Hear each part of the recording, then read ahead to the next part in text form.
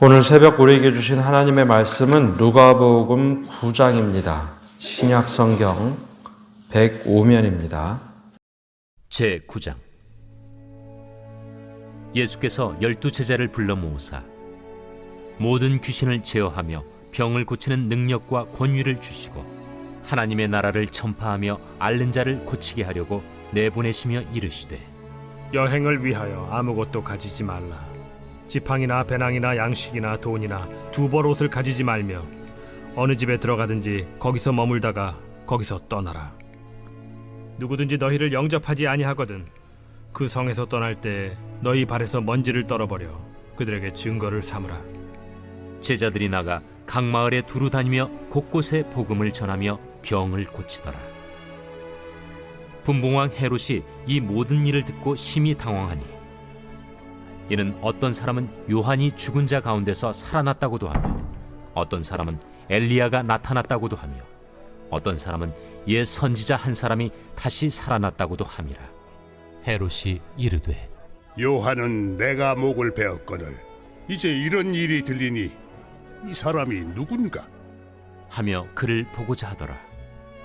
사도들이 돌아와 자기들이 행한 모든 것을 예수께 여쭈니 데리시고 따로 베세다라는 고을로 떠나가셨으나 무리가 알고 따라왔거늘 예수께서 그들을 영접하사 하나님 나라의 일을 이야기하시며 병 고칠 자들은 고치시더라.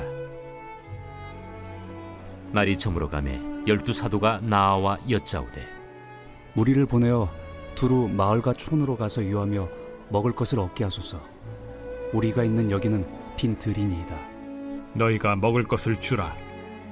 우리에게 떡 5개와 물고기 2마리밖에 없으니 이 모든 사람을 위하여 먹을 것을 사지 아니하고서는 할 수 없사옵나이다. 이는 남자가 한 5,000명 되밀어라. 때를 지어 한 50명씩 앉히라.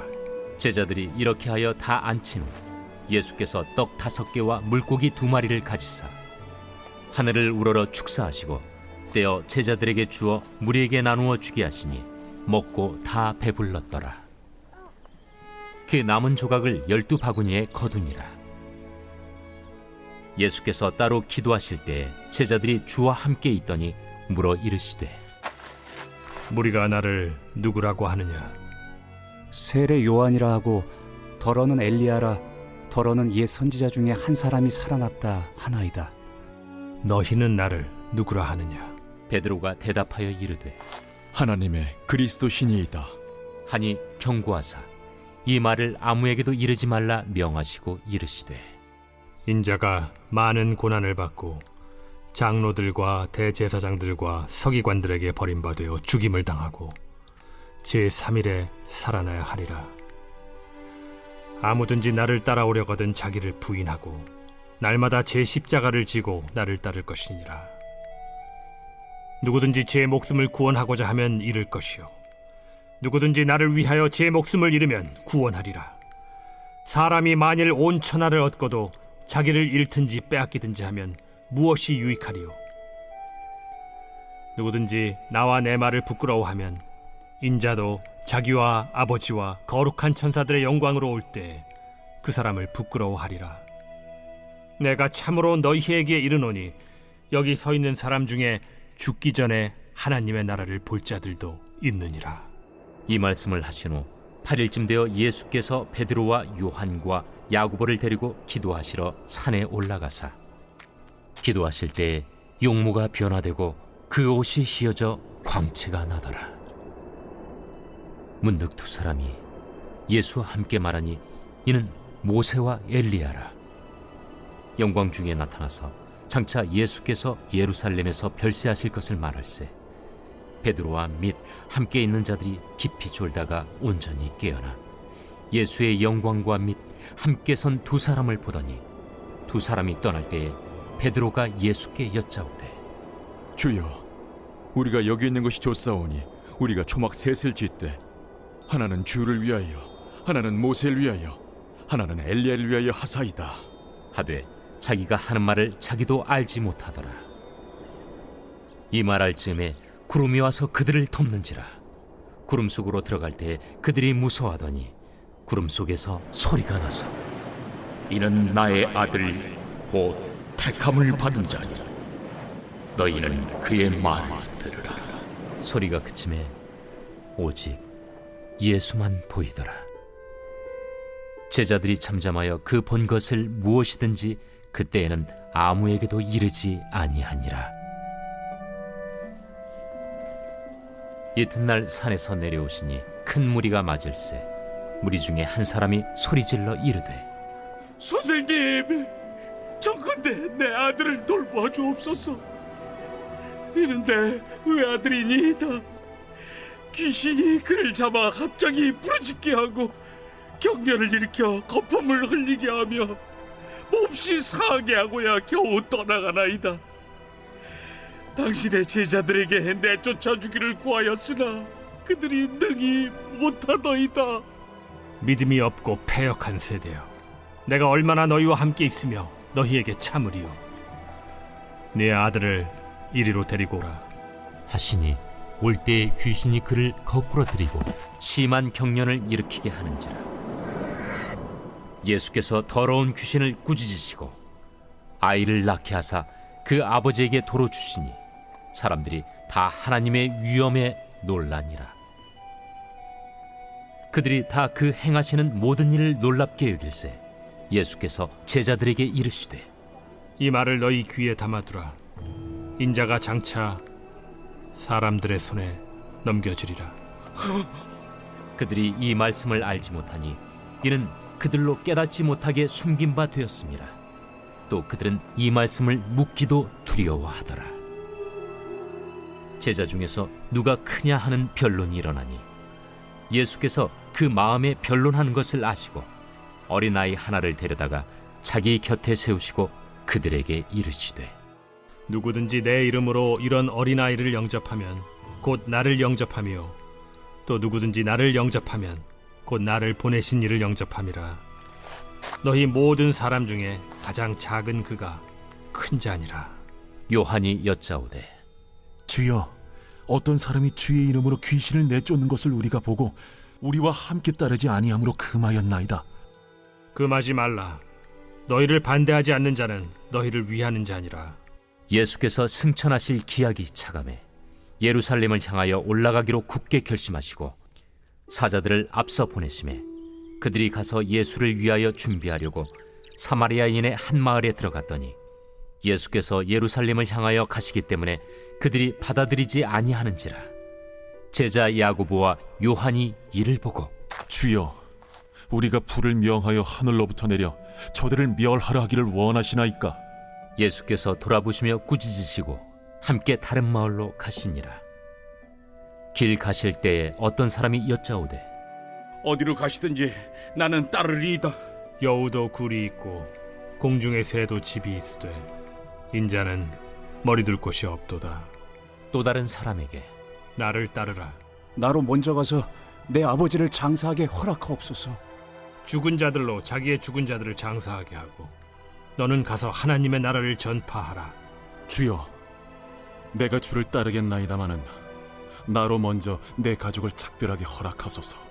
손에 쟁기를 잡고 뒤를 돌아보는 자는 하나님의 나라에 합당하지 아니하니라.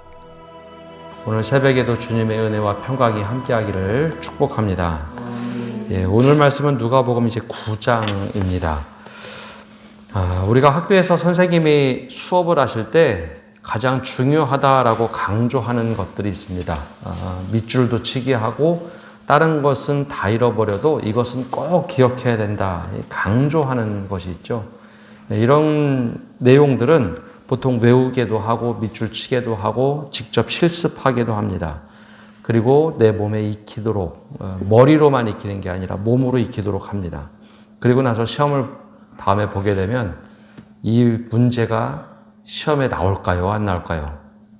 가장 중요하다고 한 것.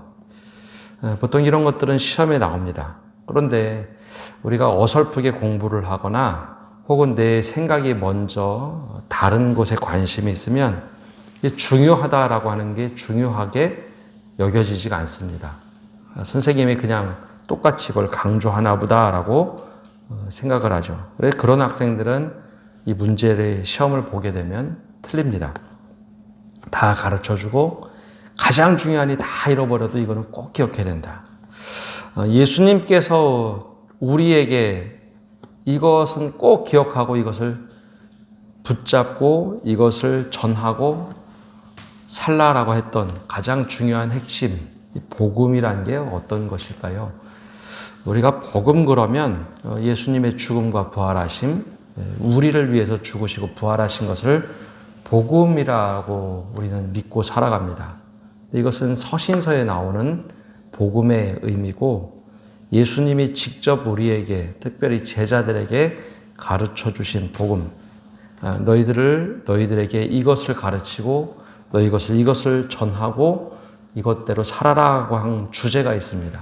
또 우리가 쉽게 잃어버리고 사는데요. 그 핵심이 뭘까요? 예수님이 가르쳐 주신 복음은 바로 하나님 나라 복음입니다. 오늘 이 누가복음 9장에도 4번에 걸쳐서 이 말씀을 하시는데요. 2절에도 이렇게 말씀하십니다.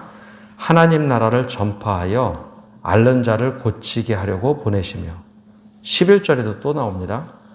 무리가 알고 따라왔거늘 예수께서 그들을 영접하사 하나님 나라의 일을 이야기하시며 병 고칠 자들은 고치시더라. 27절에도 또 한 번 반복됩니다. 내가 참으로 너희에게 이르노니 여기 서 있는 사람 중에 죽기 전에 하나님 나라를 볼 자들이 있느니라. 마지막에 거의 60절에 가서도 또 한 번 말씀하십니다. 이르시되 죽은 자들로 자기의 죽은 자들을 장사하게 하고 너는 가서 하나님의 나라를 전파하라 하시고, 누가복음에 보면 계속해서 반복돼서 하는 말씀이 있는데 하나님 나라 복음을 전파하라. 하나님 나라를 너희들은 이야기하라. 그래서 예수님께서 가르치시고 선포하신 복음은 바로 하나님 나라였습니다. 회개하라. 하나님의 나라가 가까이 왔다. 그래서 제자들에게 가르치신 핵심 내용은 하나님의 나라입니다. 그리고 가르치시면서 꼭 이대로 실습하고 살아가라. 이것을 경험하고 살아가라 한 것도 하나님 나라 복음입니다. 그럼 왜 우리는 복음 그러면 예수님의 죽음과 부활을 먼저 떠올리는가 하면 하나님 나라를 우리가 경험하고 맛보기 위해서는 이방인인 우리의 경우에는 하나님 나라를 가져오신 예수님이 누구인지 알아야 하는데 유대인이 아닌 한 우리는 예수님을 잘 알 수가 없습니다. 그래서 예수님이 우리를 위해서 죽으시고 부활하셨다. 즉 우리가 하나님의 자녀로 초대되었다라고 하는 그 복음에 우선되는 것, 그것을 보고 우리는 예수님의 죽으심과 부활, 그래서 우리가 죄 용서받고 하나님의 자녀가 된 것을 복음이라고만 생각합니다. 근데 복음서에 나오는, 사복음서에서 나오는 예수님이 직접 가르치신 복음의 내용들은 하나님의 나라입니다. 그러면 하나님의 나라, 이 복음에 대해서 오늘 말씀은 우리에게 무엇을 말하고 있을까요? 예수님께서 하나님 나라를 선포하라 그리고 전하라 라고 말씀하시면서 제자들에게 명령하시고 분부하신 것이 있습니다. 1절에 이렇게 시작하죠. 예수께서 12 제자를 불러 모으시고 모든 귀신을 제어하며 병을 고치는 능력과 권위를 주시고, 모든 병 고치는 능력과 권위를 주신 후에 하나님의 나라를 전파하라. 하나님의 나라를 전파하기 위해서 그 당시 세계로 보면은 병 고치는 일은 굉장히 중요한 일입니다. 지금은 병 고치려면 병원을 가죠. 근데 그 당시 세계에서는 왜 병 고치는 일이 이렇게 중요했을까? 유대인 사회에서는 병에 걸리면 혹은 너무나 아프면 하나님께 예배하는 성전에 갈 수가 없었습니다.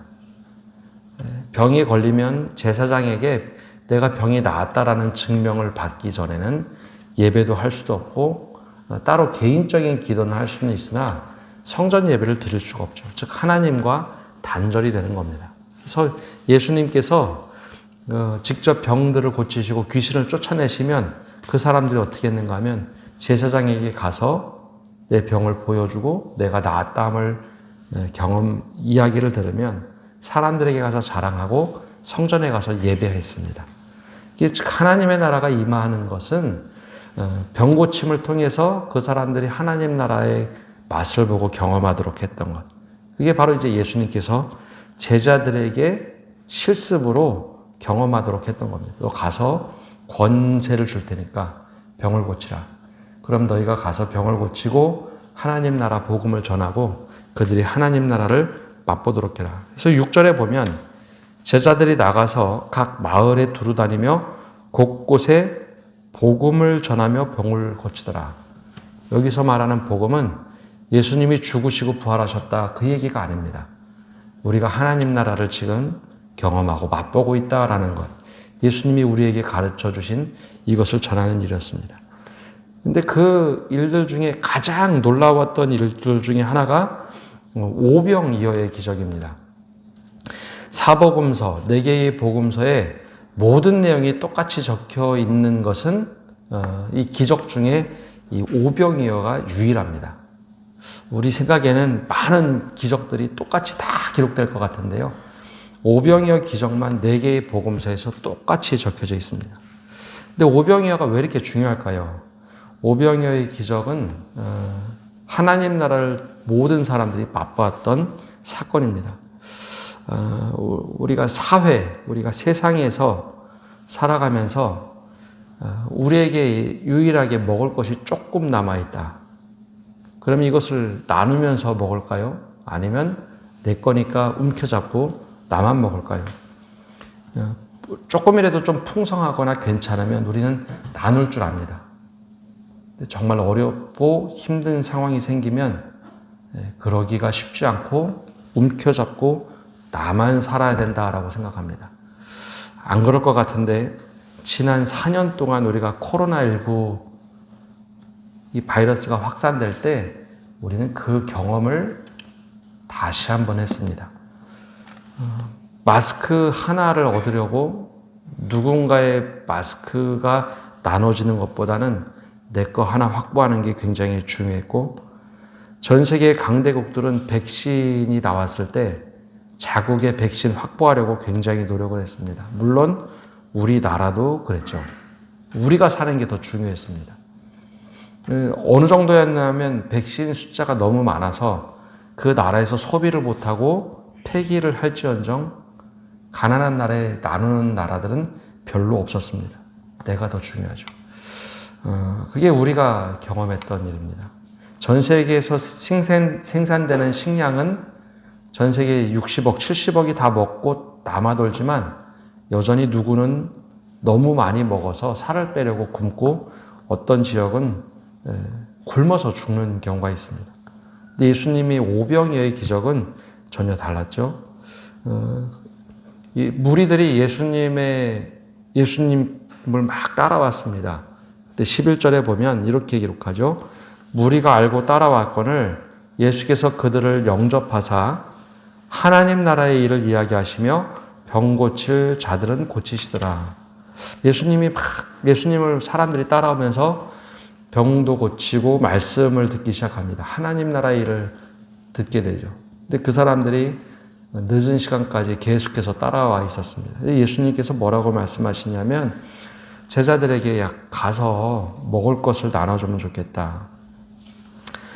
그러자 사도들이 사도들이 먼저 이 사람들 다 흩어서 마을에 들어가서 먹을 것 먹고 오게 하시죠. 여기 빈들인데요. 예수님께서 그러지 말고 먹을 것을 나눠줘라. 그래서 누군가 제자가 얘기합니다. 우리에게 떡 5개와 물고기 2마리밖에 없으니 이 모든 사람을 위하여 먹을 것을 사지 아니하고는 우리가 할 수가 없습니다. 그래서 예수님이 말씀하시기를 야 사람들 50명씩 좀 모아봐라. 그리고 나서 예수님이 그 음식에 축사하시고 나서 나눠주기 시작합니다. 그러자 모든 사람의 음식을 배부르게 먹고 12광주리, 12바구니가 남게 되죠. 이게 무슨 의미일까요? 하나님의 나라는 이런 곳이라는 겁니다. 내가 가지고 있는 음식, 내가 가지고 있는 것을 움켜잡고 나만 누리는 게 아니라 그것을 가지고 함께 나눌 때, 그것도 주님의 이름으로 함께 나누면 모두가 풍성히 먹고도 풍족하게 남을 수 있는 그런 것이 하나님의 나라. 우리가 단지 그냥 병 고치고 기적만 일어나는 것, 그것만 생각을 하는데요.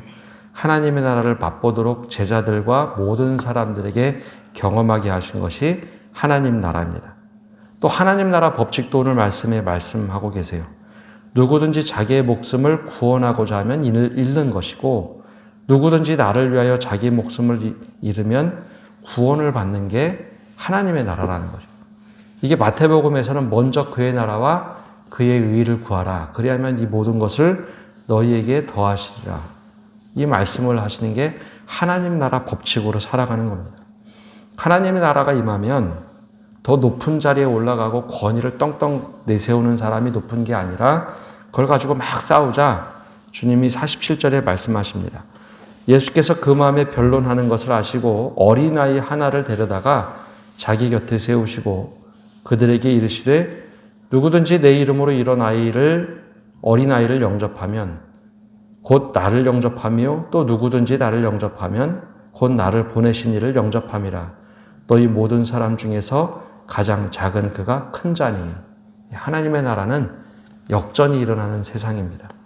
내가 굉장히 높다라고 떵떵거리면 그 사람은 굉장히 낮은 자가 되고 어린아이 영접할 줄 알고 그를 끌어안으면 그가 세상에서 가장 큰 자가 된다. 이게 하나님의 나라는 세상의 법칙과 다르게 그걸 경험하고 체험하고 깨닫는 사람들, 그 사람들이 누리는 하나님의 나라입니다. 그래서 제자들에게 먼저 이 하나님 나라를 경험하도록 제자들 데리고 다니면서 계속 경험하게 하시죠.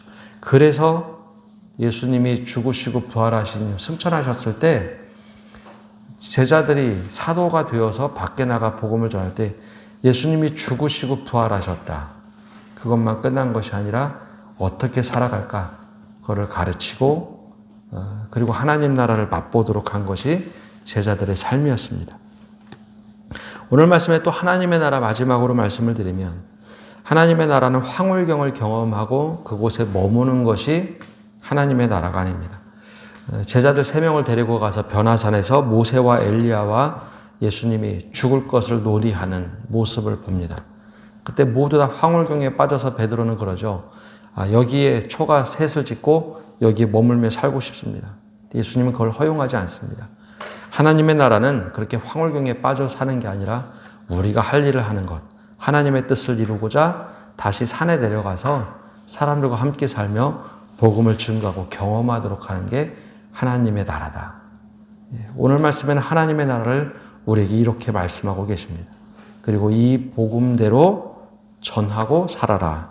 그래서 오늘 말씀 제일 마지막 절에 나오는 것, 60절에 나오는 말씀이 이르시되 죽은 자들로 자기의 죽은 자들을 장사하게 하고 너희는 가서 하나님의 나라를 전파하라. 우리에게 하나님 나라를 전파하라. 그리고 그것을 누리며 살아라 말씀하고 계십니다. 오늘 우리에게는 하나님의 나라가 너무 멀어서 죽어서 가는 천국으로만 생각하고 계십니까? 오늘 이 땅에서 하나님 나라를 맛보지 못하면 우리가 어떻게 해서 죽어서 천국에 간다고 말할 수 있을까요? 오늘 주님께서 우리에게 가르치시고 전파하라고 하셨던 이 하나님 나라의 복음을 마음껏 누리고 경험하고 이것을 증거하고 살아가는 우리 성도 여러분 되시기를 바랍니다. 기도하겠습니다. 하나님, 오늘도 저희가 주님 앞에 나와 새벽에 말씀을 듣고 또 기도하며 나갑니다. 예수님께서 우리에게 가르쳐 주셨던 하나님 나라 복음, 그리고 이것을 전파하라고 말씀하시며 또 권능과 권위를 주시며 이 하나님 나라를 맛보고 살아갈 수 있는 힘을 주셨음에도 불구하고 우리가 마치 처음 듣는 것처럼 우리가 늘 잊고 살아갑니다. 제자들처럼 하나님 나라를 맛보고 경험하고 우리 삶 속에 깊이 느꼈던 것들을 이웃들에게 함께 나누고 증거할 수 있는 저희가 되게 하여 주옵소서. 그래야 하나님 나라 법칙으로 살아가는 것이 정말 은혜가 된다는 것. 누구든지 어린아이 영접을 하면, 그 하나를 영접하면 나를 영접하는 것, 그 사람이 가장 큰 사람이라고 말씀하시는 은혜를 깨닫게 하시고 또 하나님 나라를 우리가 오병이어 기적처럼 늘 경험하고 직접 실천하며 살아가는 저희가 될 수 있도록 은혜를 내려 주시옵소서. 오늘 한 날도 모든 것을 주님께 맡겨드립니다. 내가 밟는 땅이 내가 만나는 모든 곳에서 하나님의 나라를 경험하고 깨닫고 증거하게 하여 주옵소서. 예수님의 이름으로 기도합니다. 아멘.